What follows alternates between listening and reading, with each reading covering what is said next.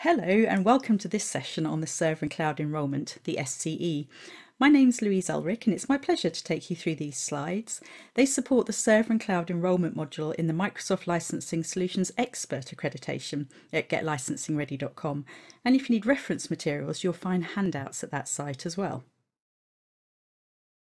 This session will be split into four main sections, as you can see. First of all, we'll get an overview of the Server and Cloud Enrolment and see how it works as an agreement. And then we'll spend some time considering the different ways that customers can sign an SCE, with the application platform component, or the core infrastructure component, or Azure services. So let's start looking at how the Server and Cloud Enrolment works. The Server and Cloud Enrolment is signed under the Enterprise Agreement and, as such, shares some characteristics with the Enterprise Enrolment that you'll probably be familiar with. With the Enterprise Enrolment, a customer makes a commitment, and this commitment, of course, is to cover all desktops with the Enterprise products, so that's Office, a Cal Suite or Windows, and to buy software assurance on all of their licenses. With the Server and Cloud Enrolment, commitment is also required, and it's to one of the components that you see here, either the core infrastructure, which is Windows Server and System Center, or the application platform, which is SQL Server and optionally SharePoint or BizTalk Server, or the developer platform, which is of course the Visual Studio products. And the commitment required is to look across the installed base of these products and to make sure that all licenses are covered with software assurance. Now, in the Enterprise Enrolment, there are discounts available for committing to the Enterprise products, and there are discounts in the same way for committed customers under the Server and Cloud Enrolment. Buying SQL Server as an additional product under an Enterprise Enrolment costs a certain price. If you buy SQL Server as a committed product under the Server and Cloud Enrolment, then you're entitled to a discount of 15% off license with software assurance prices and 5% off software assurance renewal prices. The fourth component of the Server and Cloud Enrolment is Azure, and this works slightly differently to the other components. You don't need to make a commitment in quite the same way as the other products, and what this slide shows is that you can sign a Server and Cloud Enrolment with Azure as your only product, or you get access to Azure when you sign with any of the other components. We've got a section on purchasing Azure through the Server and Cloud Enrolment at the end of this session, and we'll look in detail at how this works then. This slide shows the licenses that are available for each of the components and the minimums that need to be met for each component. In the same way as the Enterprise Enrolment requires you to cover all of your desktops with one or more of the Enterprise products, as long as you have a minimum of 250 desktops, the Server and Cloud Enrolment requires an SA commitment to one of the components, and the minimums shown at the bottom need to be met as well. Now, if you look at the core infrastructure component, you can see what's actually available for customers to purchase are the core infrastructure server, or CIS, suites licenses, which are available in either standard or data center editions. These suites license both Windows Server and System Center with a single license, and it's the same licensing model as the individual products, so a single license covers two processors. There are some other licenses listed there, the without SKUs, and we'll look at when these are the right choice for a customer shortly. You can see that the commitment required from the customer is that they cover all of their Windows Server servers with one of these SKUs. And what are the minimums? Well, it's 25 CIS licenses, and this can be made up of all standard or data center licenses or any combination. And what about the application platform? Well, this is all about SQL Server, and you can see that licenses for all editions are available in the relevant licensing models. Now, BizTalk Server and SharePoint Server are also available under this component, but note only if the commitment and required minimums have already been met for SQL Server. So you couldn't, for example, sign a Server and Cloud Enrolment for just SharePoint or BizTalk servers. Then we have the developer platform, and you can see that the requirements here are to have 20 licenses comprised of Visual Studio Enterprise with MSDN or the MSDN platform subscription. And as I said before, let's do Azure separately at the end of this session. But the final thing to talk about on this slide though is price levels. The SCE is always at level A, unless a customer has a Select Plus, MPSA or Enterprise enrolment at a better level for the servers pool, in which case that's used to give the customer a more advantageous price level for the server and cloud enrolment. Now, what about additional products? Additional products are those products for which there is no commitment required. And in an enterprise enrolment, this might be Visio or Project that you just buy for a couple of devices, or licenses such as SQL Server or a Skype for Business Plus Cal, where you can buy just as many as you need. The server and cloud enrolment works in the same way. Once the minimums have been met for one or other of the components, then you can buy additional products through the agreement as well. Note, though, that there are some exceptions.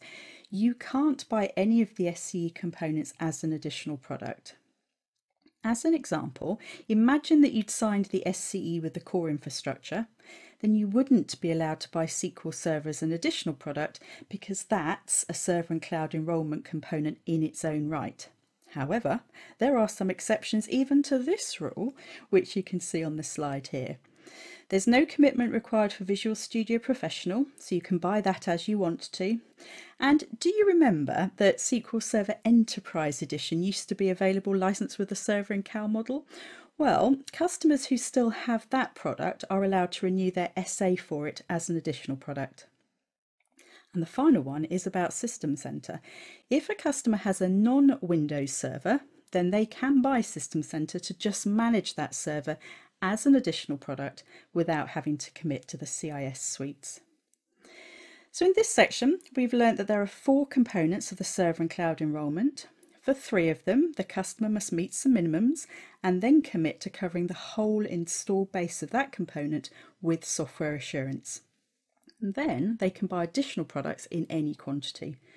The 4th component is Azure, which we know works in a slightly different way, and I've promised that all will become clear in our final section. I'm going to start with the application platform component as we start to get some more detail on the server and cloud enrolment. Let's take a company that has the licensing position on the left-hand side here. You can see that they've got some SQL licenses with software assurance and some that haven't. They've evaluated the benefits of the server and cloud enrolment, and they have decided that they want to buy their SQL licenses through this agreement. Now, we know that there are some minimums for SQL Server. You might remember that it's 50 core licenses if you're licensing with a core licensing model, and we can see that they're absolutely fine with that. So what does their initial order for the server and cloud enrolment look like? Well, it's easy for the licenses with SA. They just renew the SA on those licenses. And for those without SA, well, actually, they'll need to purchase new licenses with SA within the server and cloud enrolment to cover those servers, and you can see those here. So this was a very simple example to get us started with the server and cloud enrolment. If a customer has licenses with SA, then they just renew the SA. And if they have licenses without SA, or indeed if they want additional licenses, then they purchase LNSA. I've used the application platform component in this example, but in fact everything would apply to the developer tools as well. Let's move on to the core infrastructure component now, where I can teach you a couple of other important concepts of the server and cloud enrolment as well. We're going to take another customer now who is interested in signing a server and cloud enrolment for the core infrastructure component. And we know that there's a commitment to cover the install base of Windows Server with the core infrastructure server suites. And here we see that if affiliates are being included in the SCE, then we do need to look across these organisations as well for the total installed base. So to work out the initial order for the SCE, we need to review existing licenses with SA, those without SA, and to consider any new licenses that the customer may want to purchase. This is exactly the same as with the application platform component that we've just looked at. Then we need to ensure full SA coverage, and again this is the same as we've just considered for SQL. But I want to include another option for you here. You can see that the customer just renews SA for any licenses that have SA. And then we said for licenses without SA or for new licenses, they should acquire LNSA. But you'll see here, there's another option. They can add subscription SKUs. Now, this doesn't turn the agreement into a subscription agreement or anything like that. It's just another option for customers. I've got a couple of slides coming up that explain this in detail. But for the moment, just understand that for these non-SA licenses or for new licenses, customers can buy the traditional LNSA or these intriguing subscription licenses. And then we know the requirement is to cover all of the servers with core infrastructure service suites licenses. And you'll see the bottom point in this column mentions those without SKUs that we saw earlier. And I think it's probably time to see how these work. So this is the starting position of the customer I want to consider here, and you can see they've got some core infrastructure service suite licenses with software assurance, some standard, some data center, and then they have some Windows Server standard licenses with SA, and finally some Windows Server licenses without SA. So what should they order when they sign the SCE?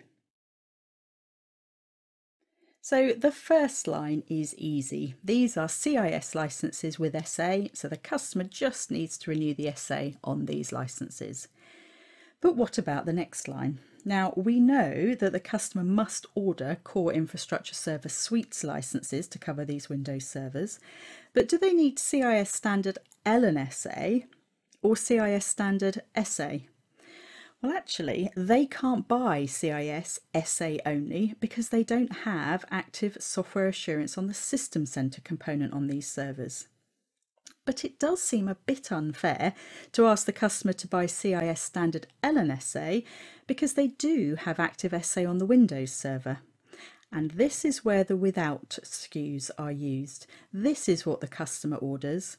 It's the LNSA SKU for CIS standard, but the without Windows server denotes that they get a credit for having active SA on the Windows server component.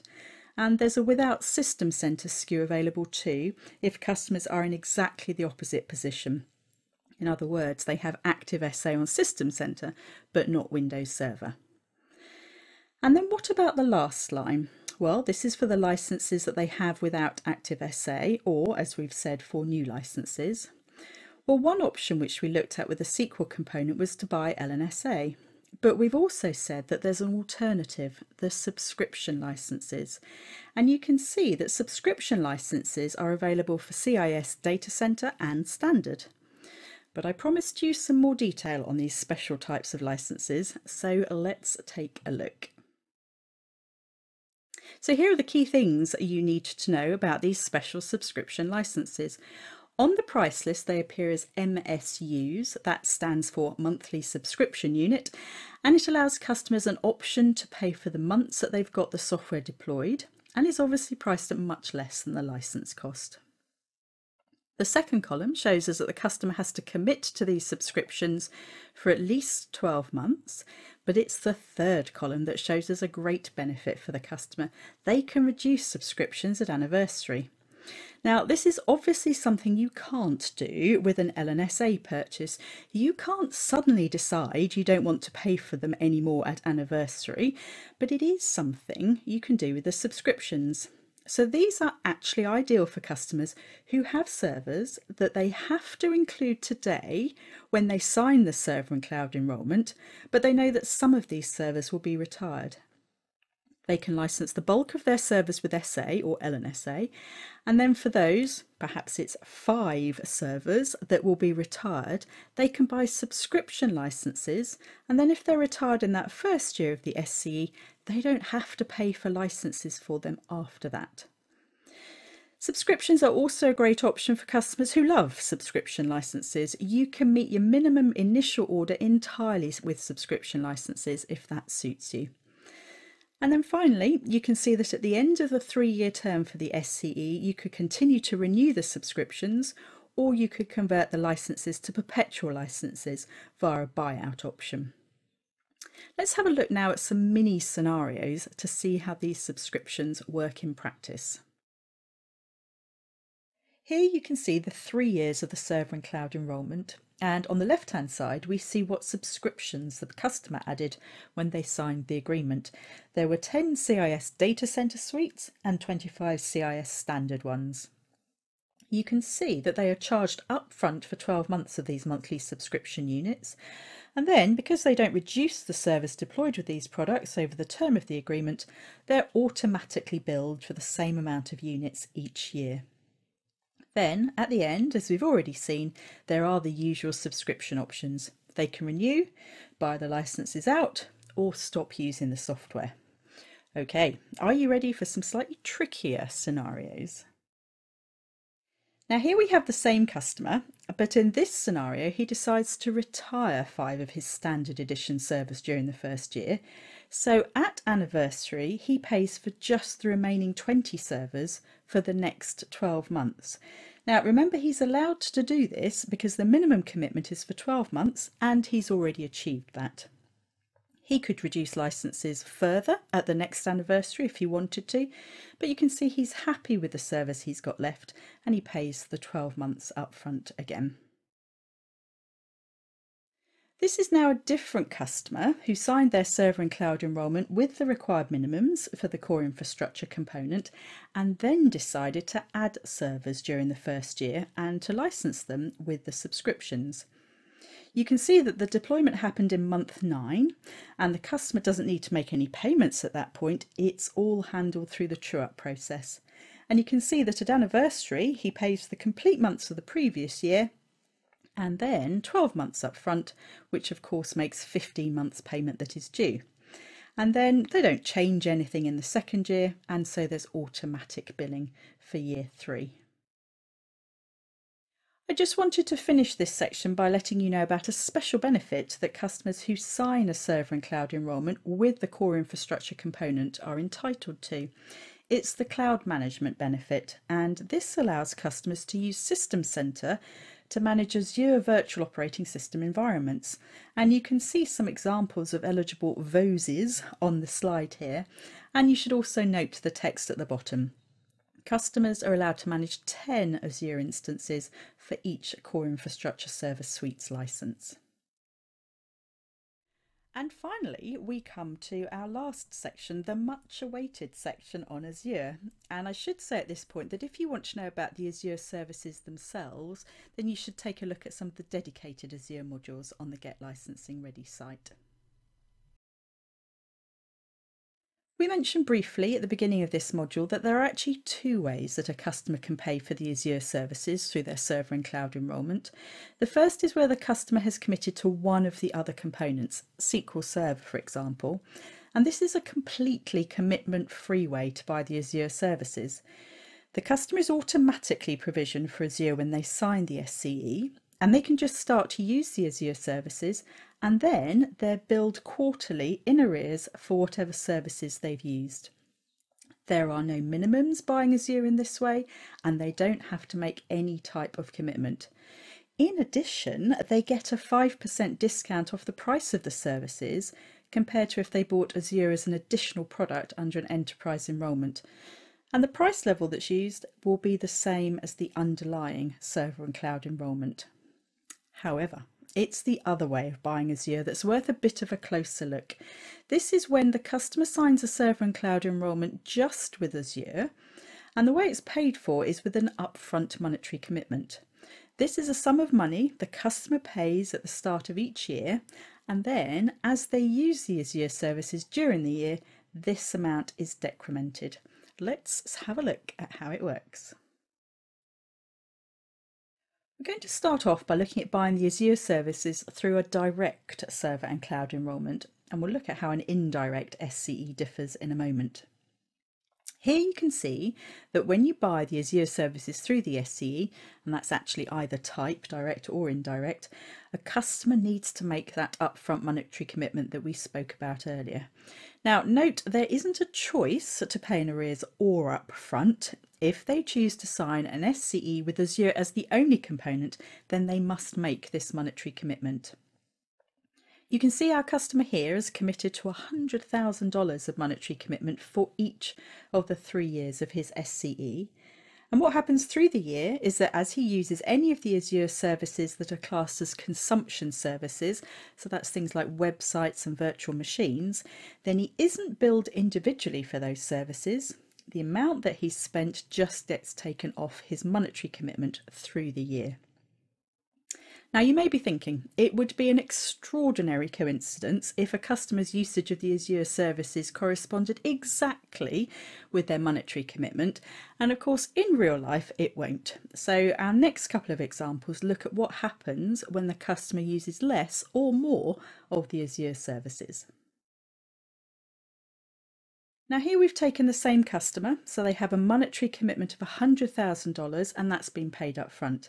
However, you can see that they just used $75,000 of Azure services.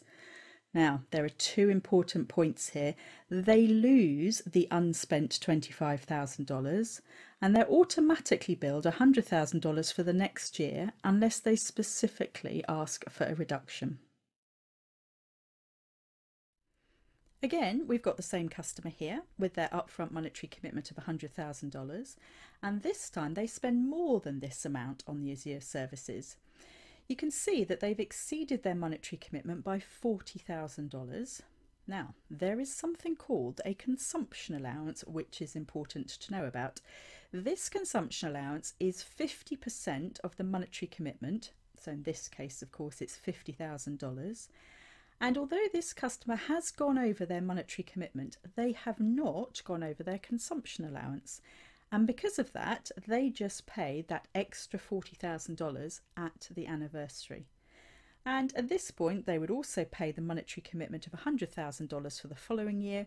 And again, this amount isn't changed unless the customer contacts Microsoft. And our last example is when the customer has a very high usage. You can see here that they have spent $163,000 by the third quarter. Now, this is above their consumption allowance of $150,000. So they don't pay for the extra spend at the anniversary. They're switched to quarterly billing and they pay the $63,000 at the end of the third quarter. They then pay for whatever they use in the fourth quarter at the end of that quarter, of course.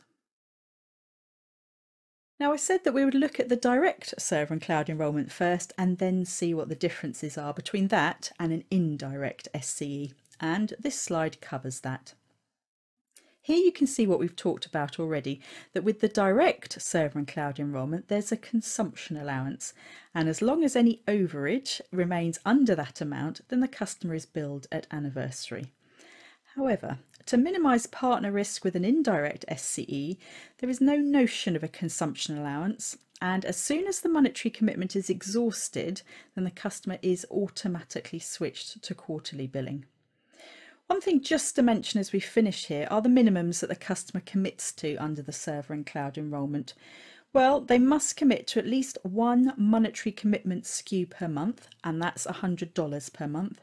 So the minimum annual monetary commitment would of course be $1,200. Well, that concludes this session. Thank you for listening and good luck when you take the associated exam.